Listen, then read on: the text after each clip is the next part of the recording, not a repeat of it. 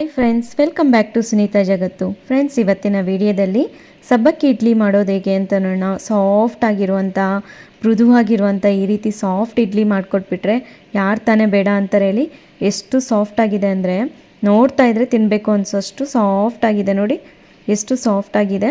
ಬಿಸಿ ಬಿಸಿಯಾಗಿರುವಂಥ ಈ ರೀತಿ ಇಡ್ಲಿ ಹಾಗೆ ಕಾಯಿ ಚಟ್ನಿ ಇದ್ಬಿಟ್ರೆ ಸಖತ್ತಾಗಿರುತ್ತೆ. ಹೊಟ್ಟೆ ತುಂಬ ತಿಂದುಬಿಡ್ತೀವಿ.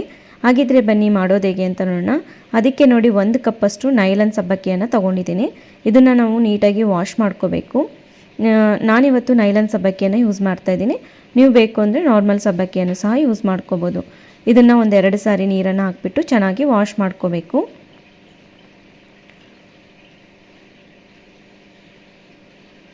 ನೋಡಿ ಈ ರೀತಿ 1-2 ಸಾರಿ ವಾಶ್ ಮಾಡ್ಕೊಂಡಾದಮೇಲೆ ನಾವು ಎಷ್ಟು ಸಬ್ಬಕ್ಕಿಯನ್ನು ತೊಗೊಂಡಿರ್ತೀವೋ ಅಷ್ಟೇ ನೀರನ್ನು ಸೇರಿಸ್ಕೋಬೇಕಾಗುತ್ತೆ.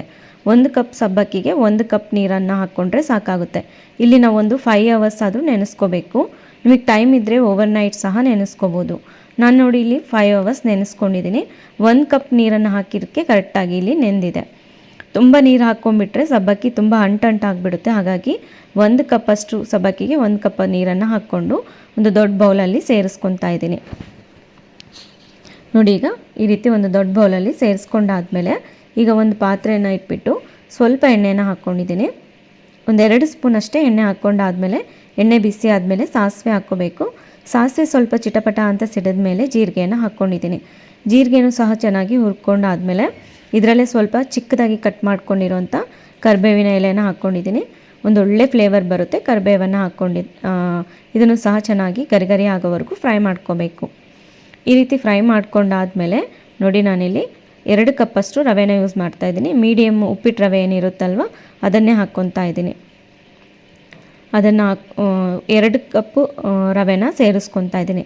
1 ಕಪ್ಪು ಸಬ್ಬಕ್ಕಿಗೆ 2 ಕಪ್ ರವೆ ಸಾಕಾಗುತ್ತೆ. ಅದು ನೆನೆದ ಮೇಲೆ ಡಬಲ್ ಆಗುತ್ತಲ್ವ, ಹಾಗಾಗಿ 1 ಕಪ್ಪು ಸಬ್ಬಕ್ಕಿಗೆ 2 ಕಪ್ಪು ರವೆಯನ್ನು ಹಾಕ್ಕೋಬೇಕು. ಹಾಕ್ಕೊಂಡ್ಬಿಟ್ಟು ಮೀಡಿಯಮ್ ಫ್ಲೇಮಲ್ಲೇ ಚೆನ್ನಾಗಿ ಇದು ಒಳ್ಳೆ ಘಮ ಬರಬೇಕು, ಅಲ್ಲಿವರೆಗೂ ಹುರ್ಕೋಬೇಕು. ಹೈ ಫ್ಲೇಮಲ್ಲೆಲ್ಲ ಇಟ್ಕೊಂಡು ಹುರಿಬೇಡಿ. ಆದಷ್ಟು ಮೀಡಿಯಮ್ ಟು ಲೋ ಫ್ಲೇಮಲ್ಲೇ ಇಟ್ಕೊಂಡು ರವೆ ಒಂದು ಸ್ವಲ್ಪ ದಪ್ಪ ಆಗಿ ವೈಟ್ ಕಲರ್ ಬರುತ್ತೆ ನೋಡಿ, ಅಲ್ಲಿವರೆಗೂ ಲೋ ಫ್ಲೇಮಲ್ಲೇ ಚೆನ್ನಾಗಿ ಹುರ್ಕೋಬೇಕು. ಇದನ್ನು 1-2-3 ನಿಮಿಷ ಟೈಮ್ ಹಿಡಿಯುತ್ತೆ ಇದನ್ನು ಚೆನ್ನಾಗಿ ಹುರ್ಕೊಳೋಕ್ಕೆ. ನೋಡಿ ಈಗ ರವೆನೂ ಸಹ ಚೆನ್ನಾಗಿ ಕಲರ್ ಸಹ ಬಂದಿದೆ. ಈ ರೀತಿ ಹುರ್ಕೊಂಡ್ರೆ ಸಾಕಾಗುತ್ತೆ. ಈಗ ಇದೊಂದು ಸ್ವಲ್ಪ ಕಂಪ್ಲೀಟಾಗಿ ತಣ್ಣಗಾಗಬೇಕು. ನೋಡ್ತಾ ಇದ್ದರೆ ಗೊತ್ತಾಗ್ತಾ ಇದೆ ನೋಡಿ ಎಷ್ಟು ಚೆನ್ನಾಗಾಗಿದೆ. ಇದು ಕಂಪ್ಲೀಟಾಗಿ ತಣ್ಣಗಾಗೋವರೆಗೂ ಬಿಡಬೇಕಾಗುತ್ತೆ. ಈಗ ನೋಡಿ ತಣ್ಣಗಾಗಿದೆ. ಇದರಲ್ಲೇ ಸೇರಿಸ್ಕೊಳ್ಳೋಣ. ಸಬ್ಬಕ್ಕಿ ಏನು ನೆನೆಸ್ಕೊಂಡಿದ್ವಲ್ಲ ಅದನ್ನು ಸೇರಿಸ್ಕೊಂಡಾದ್ಮೇಲೆ ರುಚಿಗೆ ತಕ್ಕಷ್ಟು ಉಪ್ಪನ್ನು ಹಾಕ್ಕೊಂಡಿದ್ದೀನಿ. ಹಾಗೆ ಸ್ವಲ್ಪ ಸಬ್ಸಿಗೆ ಸೊಪ್ಪನ್ನು ಸೇರಿಸ್ಕೊಂಡಿದ್ದೀನಿ. ಇದು ಆಪ್ಷನಲ್ಲು. ಸಬ್ಸಿಗೆ ಸೊಪ್ಪು ಇಷ್ಟ ಇದ್ದರೆ ಸೇರಿಸ್ಕೊಳ್ಳಿ, ಇಲ್ಲ ಅಂದರೆ ಸ್ಕಿಪ್ ಮಾಡ್ಕೊಳ್ಳಿ. ಹಾಗೆ ನೋಡಿ ಎಲ್ಲದನ್ನು ನೀಟಾಗಿ ಮಿಕ್ಸ್ ಮಾಡ್ಕೊಳ್ಳೋಣ. ಫಸ್ಟೇ ನಾವು ಇದರಲ್ಲಿ ಬೇಕು ಅಂದರೆ ಹಸಿಮೆಣ್ಸಿನ್ಕಾಯನ್ನು ಚಿಕ್ಕದಾಗಿ ಕಟ್ ಮಾಡಿಕೊಂಡು ಸಹ ಸೇರಿಸ್ಕೋಬೋದು, ಅಥವಾ ಕ್ಯಾರೆಟನ್ನು ಸಹ ನೀವು ಸೇರಿಸ್ಕೋಬೋದು. ಇದನ್ನೆಲ್ಲ ಹಾಕ್ಕೊಂಡು ಚೆನ್ನಾಗಿ ನೀಟಾಗಿ ಮಿಕ್ಸ್ ಮಾಡ್ಕೊಂಡಿದ್ದೀನಿ. ನೋಡಿ ಇವಾಗ 2 ಕಪ್ಪಷ್ಟು ಮೊಸರನ್ನು ಸೇರಿಸ್ಕೊತಾ ಇದ್ದೀನಿ. 2 ಕಪ್ ರವೆಗೆ 2 ಕಪ್ಪು ಮೊಸರು ಬೇಕಾಗುತ್ತೆ. ಈ ರೀತಿ 2 ಕಪ್ ಮೊಸರನ್ನು ಸೇರಿಸ್ಕೊಂಡು ಮೊಸರನ್ನು ಹಾಕ್ಕೊಂಡು ಚೆನ್ನಾಗಿ ಮಿಕ್ಸ್ ಮಾಡ್ಕೋಬೇಕು.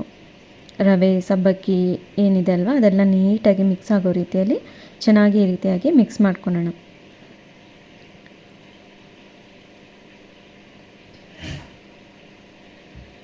ನೋಡಿ ಇವಾಗ ಈ ರೀತಿ ನೀಟಾಗಿ ಮಿಕ್ಸ್ ಮಾಡ್ಕೊಂಡಾದ್ಮೇಲೆ ಸ್ವಲ್ಪ ಗಟ್ಟಿಯಾಗಿದೆ ಅಲ್ವಾ, ಒಂದು ಅರ್ಧ ಕಪ್ಪಷ್ಟು ನೀರನ್ನು ಹಾಕ್ಕೊಳ್ಳೋಣ.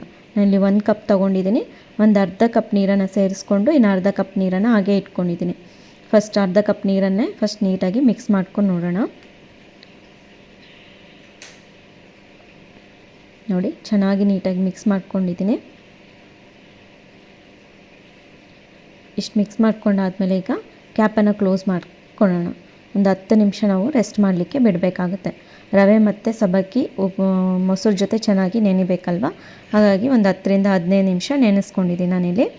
ಈಗ ನೋಡಿ ಒಂದು 10-15 ನಿಮಿಷ ಆದಮೇಲೆ ಓಪನ್ ಮಾಡಿಕೊಂಡ್ರೆ ಚೆನ್ನಾಗಿ ನೆಂದಿದೆ ರವೆ ಮತ್ತು ಸಬ್ಬಕ್ಕಿ. ಸ್ವಲ್ಪ ಗಟ್ಟಿಯಾಗಿದೆ ಅಲ್ವಾ. ಉಳಿದಿರುವಂಥ ಇನ್ನು ಅರ್ಧ ಕಪ್ ನೀರೇನಿದೆ ಅಲ್ವ ಅದನ್ನು ಸಹ ಸೇರಿಸ್ಕೊಳ್ಳೋಣ.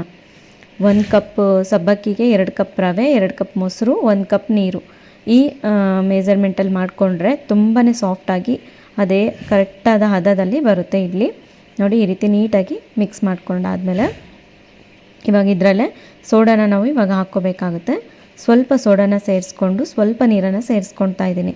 1 ಸ್ಪೂನಷ್ಟು ನೀರನ್ನು ಹಾಕ್ಕೊಂಡು ಈ ರೀತಿ ಮಿಕ್ಸ್ ಮಾಡ್ಕೊಳೋದ್ರಿಂದ ಸೋಡಾ ಎಲ್ಲ ಕಡೆಯೂ ಚೆನ್ನಾಗಿ ಮಿಕ್ಸ್ ಆಗುತ್ತೆ. ಇಲ್ಲಾಂದರೆ ಸೋಡಾ ಅನ್ನೋಂಥದ್ದು ಅಲ್ಲಲ್ಲೇ ಉಳ್ಕೊಂಡು ಇಡ್ಲಿಯ ಮಧ್ಯದಲ್ಲಿ ಅಲ್ಲಲ್ಲಿ ಕಪ್ಪಾಗಿ ಆಗಿಬಿಡುತ್ತೆ. ಹಾಗಾಗಿ ಈ ರೀತಿ ನೀಟಾಗಿ ಮಿಕ್ಸ್ ಮಾಡ್ಕೋಬೇಕು. ನೀರನ್ನು ಸೇರಿಸ್ಕೊಂಡಾದ್ಮೇಲೆ ಸೋಡಾದ ಮೇಲೆ ಸ್ವಲ್ಪ ನೀರನ್ನು ಹಾಕ್ಕೊಂಡು ಈ ರೀತಿ ನೀಟಾಗಿ ಮಿಕ್ಸ್ ಮಾಡ್ಕೋಬೇಕು. ನಾನು ವಿಡಿಯೋದಲ್ಲಿ ಏನು ತೋರಿಸ್ತಾ ಇದ್ದೀನಿ ನೋಡಿ, ಈ ರೀತಿಯಾಗಿ ಮಿಕ್ಸ್ ಮಾಡ್ಕೊಳ್ಳಿ. ಚೆನ್ನಾಗಿ ಮಿಕ್ಸ್ ಆಗುತ್ತೆ. ಈ ರೀತಿ ಹಿಟ್ಟೆಲ್ಲ ರೆಡಿ ಆದಮೇಲೆ ಇಡ್ಲಿ ಪ್ಲೇಟಿಗೆ ಸ್ವಲ್ಪ ಎಣ್ಣೆ ಅಥವಾ ತುಪ್ಪ ಏನಿದೆ ಅದು ಹಾಕ್ಕೊಂಡು ಈ ರೀತಿ ನೀಟಾಗಿ ಸ್ಪ್ರೆಡ್ ಮಾಡ್ಕೋಬೇಕು. ಸ್ಪ್ರೆಡ್ ಮಾಡಿಕೊಂಡು ಹಿಟ್ಟನ್ನು ಸೇರಿಸ್ಕೋಬೇಕು. ಈ ರೀತಿಯಾಗಿ ಸ್ವಲ್ಪ ಸ್ವಲ್ಪನೇ ಹಾಕ್ಕೊಂಡ್ರೆ ಸಾಕಾಗುತ್ತೆ, ಅದು ಉಬ್ಬುತ್ತಲ್ವ. ಹಾಗಾಗಿ ಈಗ ಇಡ್ಲಿ ಪಾತ್ರೆಯಲ್ಲಿ ಸ್ವಲ್ಪ ನೀರನ್ನು ಚೆನ್ನಾಗಿ ಕುದಿಲಿಕ್ಕೆ ಇಟ್ಟಿದ್ದೀನಿ. ನೀರು ಕುದಿಯೋ ಟೈಮಲ್ಲೇ ನಾವು ಈ ರೀತಿ ಇಡ್ಲಿ ಪ್ಲೇಟ್ಸನ್ನು ಇಟ್ಬಿಟ್ಟು ಕ್ಯಾಪನ್ನು ಕ್ಲೋಸ್ ಮಾಡ್ಕೋಬೇಕು. ಇವಾಗ ನಾವಿಲ್ಲಿ 1-15 ನಿಮಿಷದವರೆಗೂ ನಾವು ಈ ರೀತಿ ಬೇಯಿಸ್ಕೊಂಡ್ರೆ ನೋಡಿ ಇಡ್ಲಿ ರೆಡಿ ಆಗುತ್ತೆ. ಒಂದು ಸರಿ ಮುಟ್ಟಿ ನೋಡಿ ಗೊತ್ತಾಗುತ್ತೆ. ಒಂದು 10 ನಿಮಿಷ ಆದಮೇಲೆ ನೋಡಿ ಎಷ್ಟು ಸಾಫ್ಟಾಗಿ ಬಂದಿದೆ. ಮುಟ್ಟಿದರೆ ಕೈಗೆ ಸ್ವಲ್ಪನೂ ಅಂಟ್ತಾ ಇಲ್ಲ.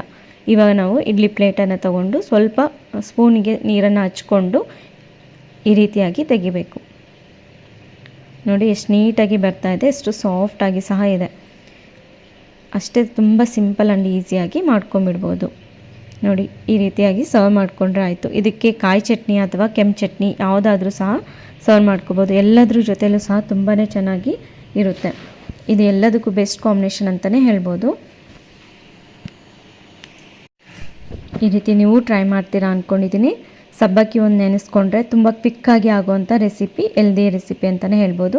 ಈ ವಿಡಿಯೋ ಇಷ್ಟ ಆಗಿದ್ದರೆ ಲೈಕ್ ಮಾಡಿ, ಶೇರ್ ಮಾಡಿ, ಸಬ್ಸ್ಕ್ರೈಬ್ ಮಾಡಿ. ಮತ್ತೊಂದು ಒಳ್ಳೆ ವಿಡಿಯೋ ಜೊತೆಗೆ ಭೇಟಿಯಾಗೋಣ. ಧನ್ಯವಾದಗಳು.